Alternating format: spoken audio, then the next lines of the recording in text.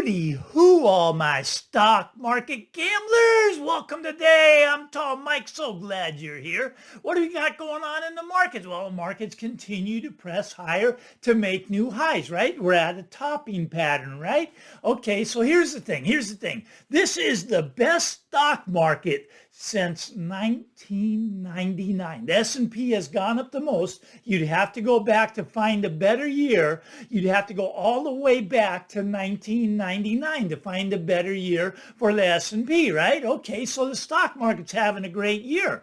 But here's the thing. The stock market is down compared to gold. Compared to gold, the stock market is down. Compared to real money, the stock market is down. Gold is leading the charge higher. What does this mean? It means the stock market's not really going up. Your dollar is going down. The purchasing power of the dollar is going down.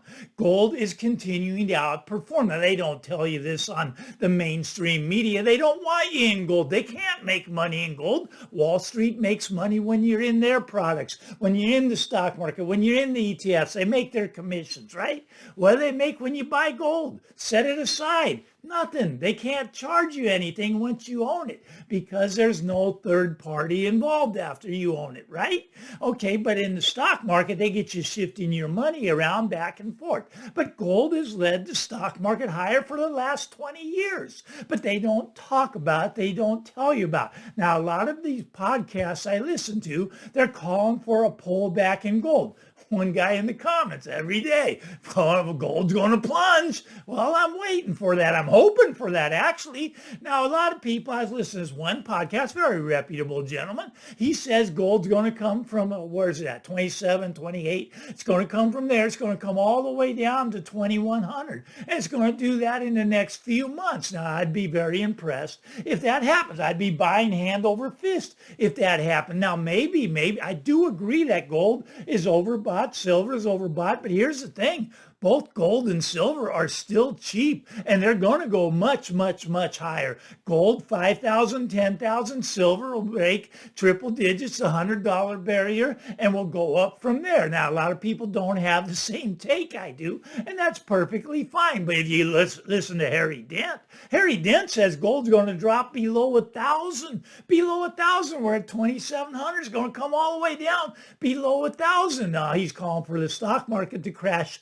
85%, which he claims would pull gold down below 1,000. Once again, I will be buyer. You want to have some dry powder. You don't want to have everything in the market at once. Okay, now here's the thing. A lot of people are waiting for gold to pull back so they can begin to stack, for silver to pull back so they can begin to stack. See, that's the wrong thing. What you do is you stack and then you wait. You don't wait to stack. You don't wait for the pullbacks. Look, when I first started stacking gold, it was $300 an ounce. People thought I had lost my mind. People thought I was crazy. And when it got to 800 and I was still buying, oh, Mike, you're insane. You're insane. And then it got to 1900. I was still stacking out. 1900 did depress me a little bit. Came all the way back to 1100. But I was stacking all the way down there too. And now we're at 27, 20. I just bought them at 2,800 the other day. People tell me I'm crazy for buying at 2,800. Look, at gold is cheap here. It's going to 5,000, going to 10,000. Now, why do I know this? Because of the Federal Reserve. The Federal Reserve is my ace in the hole, right? Okay, here's what they've done to us. When did the Federal Reserve start? 1913. Okay, now 1913, what the Federal Reserve started, $1. Well, it was worth $1. What'd they turn it into? They turned it into a penny. They turned every dollar you have into a penny. Now, granted, that took them 100 years, right?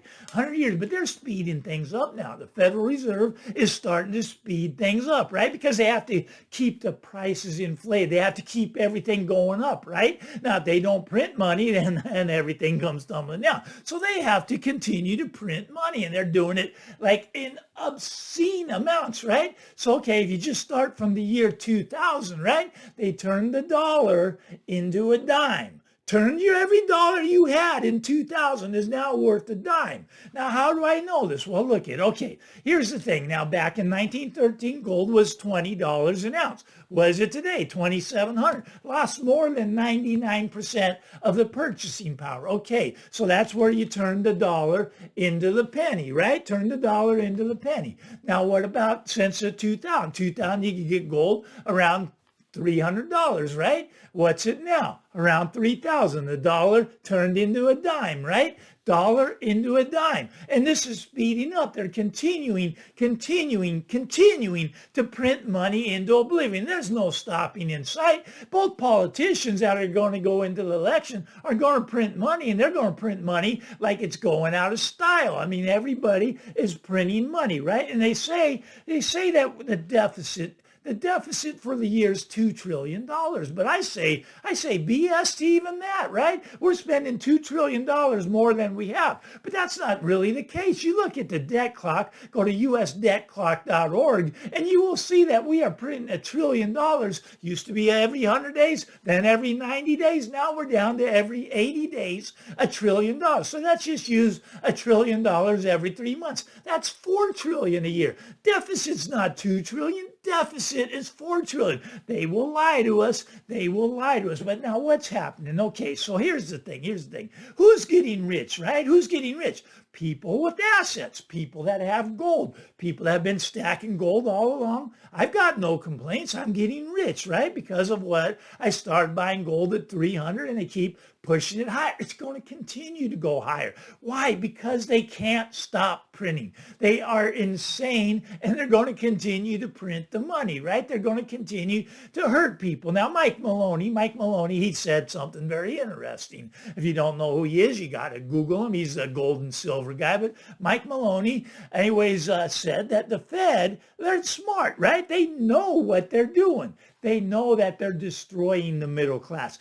They know that they're destroying the poor people. Poor people can't get food, right? Can't put gas in their car to get to work. They can't even live indoors. They have to live out in a tent, live in their car. Look, he's destroying the poor people because they don't have assets that go up to protect themselves from this inflation that's here. Now they're telling you inflation's 3%. That's a bunch of BS also. Go on Shadow Stats. It's 8% and it's going higher. It's not coming down. It's going up, right? Just like interest rates. Okay, interest rates. Fed cut by 50 basis points, right? Fed's probably a little shocked right now to see how quickly interest rates are rising. It's rising into mortgage rates. Mortgages are over 7%, headed to 8%.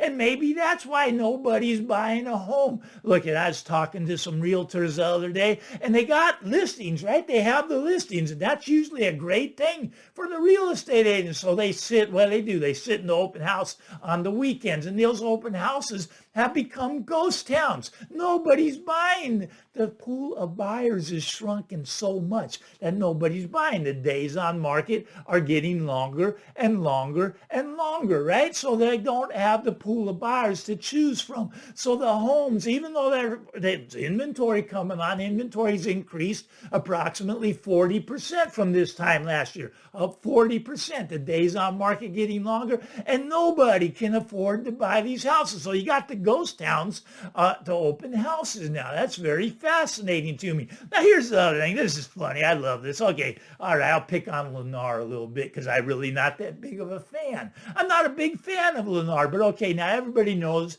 Well, if you don't know, you watch my channel, you know, but back August 17th, right, is the day they got rid of all the buying agents, right? You can't advertise it. You're going to pay the buying agents. Now, Lennar, they love this, right? They love this because Lennar is the selling agent, right? But they used to pay us brokers to bring them a buyer for their new homes, right? Bring them a buyer. And I had one that anyways, it sold before August 17th, but it closed after August 17th. And they were kind of giving me a hard time if I was going to get paid or not, right? Because they wiped out all the buyer brokers, right? They say, we're not going to pay the buyer brokers anything. Okay, that was August 17th. They actually started that at the beginning of August for most of the NAR areas around me, right? Okay, so anyways, here's the thing now. Here's the thing. Okay, the homes aren't selling. These are brand new homes, right? And they can't get them sold. Lennar can't get them sold. Lennar used to frustrate me because they'd only pay a broker 2%.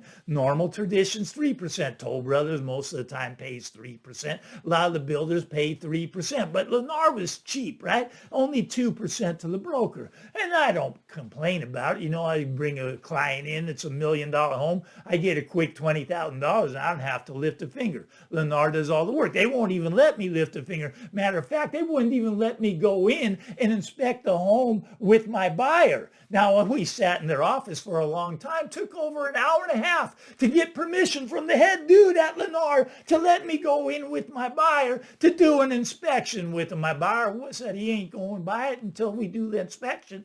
And he said his broker's going to come in with him. But Lennar said that's against our principles. So you might understand why I've got a little bit of a, well, they're not my favorite company. Now, here's the funny part. Okay, so Lennar now, they were paying 2%, and they took that all away, and they said, we're no longer allowing broker payments. Okay, well, that's fine. That's after, industry standard now. Don't pay the brokers. But here's the funny part. They're sending me emails now. They're saying, Mike, you know how we were paying you 2% before to bring us a buyer? Well, now we'll give you 4%. And if you bring them on this property over here, we'll give you 5%. So it went from 2% they were paying us voluntarily. They took it away. Now they're up to 5% in certain locations. Why? Why are they doing this? Are they doing this out of the kindness of their heart? No, they're doing it because the homes are not selling, right? Even the new homes are sitting. They throw a lot of incentives out there, but they got all these complexes that are halfway sold, and all the buyers are gone, and they got rid of the buying agents, so nobody's bringing them an offer. Now, that's funny to me because I'm a real estate broker. I find that funny. Everybody thinks we can wipe out the real estate brokers, and you know you can, but you could wipe out the wrong ones. You shouldn't wipe out the buying broker, wipe out the selling broker. Anyone can take a picture of their home and put it on the internet and let the buying agents bring it to you, but the court system says no.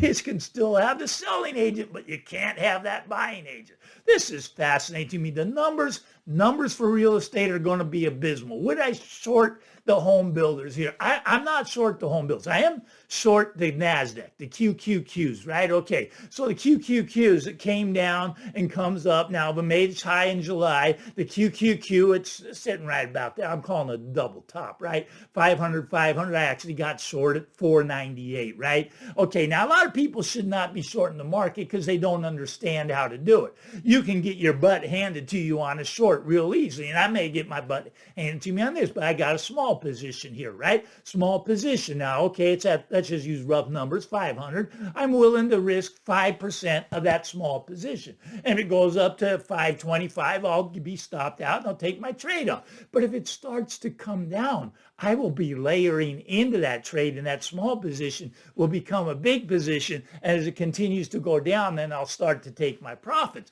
Shorting the market is not easy. It's not for everyone. I get a lot of hate when I say I'm shorting that. Mike, you're a fool. You're a fool. I get a lot of hate when I say I'm buying gold at 2,800. Mike, you're a fool. You're a fool. I love being a fool, you know. It's okay. You got your own opinion, right? And people in the comments, they get everything right all the time. Now, I'm telling you, the best traders in the world are barely 50, a little over 50%. But how do they do it? How do they win? How do they make all their money? With money management, right? They keep the losses small, start with the short position, a small one, and if it goes against you, you've lost some money, right? Lost a little bit on a small position. Okay, but what if it goes in your favor? Then you start layering in. Okay, there's a way to shorten, a way not to short. Most people should not even think about shorting, but I love these people in the comments. They never get anything wrong, right? They know exactly what the market's going to do. Well, Tall Mike, he doesn't know anything. I can't predict the future, right? I can take a calculated risk, right? That's all I can do, and I think gold's not even a risk here. Sure, don't get me wrong, gold's going to pull back probably at some point. Maybe it goes to 5,000 before it pulls back, but it doesn't go straight up. Typically, we've been going straight up. Every day's been an update. Okay, so anyways, it goes up, but come down, but doesn't go as low as it was before. It makes higher lows, and therefore it's going to make higher highs. We're going to get well above 3,000, well above 5,000. I think we're going to 10,000. People think I'm crazy. Tall Mike, you're crazy. You'd really think that's crazy if you know where I think silver's going. Silver is the bargain of the planet, and $100 silver is going to still be cheap. Yes, I will still be buying silver at $100, right? When it gets there. But right now I can get it. I just got some from my coin dealer just yesterday. Well, we had $34. That's a steal. That's a steal. Think about it. It's going to 100. It's at 34. This is just my opinion. You got to have your own opinion. Listen to all the YouTubers, right? Listen to the ones you think that are reputable, think that you agree with, and make your own decision. Don't take my word for it. I'm an idiot, right? Everybody will tell you. Look in the comments. They'll tell you I'm an idiot. Tall Mike, you're an idiot. You're shorting the market. Tall Mike, you're an idiot. You're buying gold. Tall Mike, you're an idiot. You're in the silver market. Tall Mike, you're an idiot. You got the miners. Look at, I love the miners, love the gold, love the silver. Yes, they're overbought here, right? They're overbought and they may pull in, right? And the NASDAQ, I may get stopped out. I cannot predict the future, right? I don't think, well, people in my comments can, but I cannot. Okay, so if I get stopped out, I got a small loss there, right? But my goal is maybe, I'm having a banner year. It's a lot of fun, Okay, that's all I got for today. Anyways, give me the thumbs up if you like this stuff. Punch the subscribe button. Get out there, everybody. Have a great day. We'll talk again real soon. Bye-bye.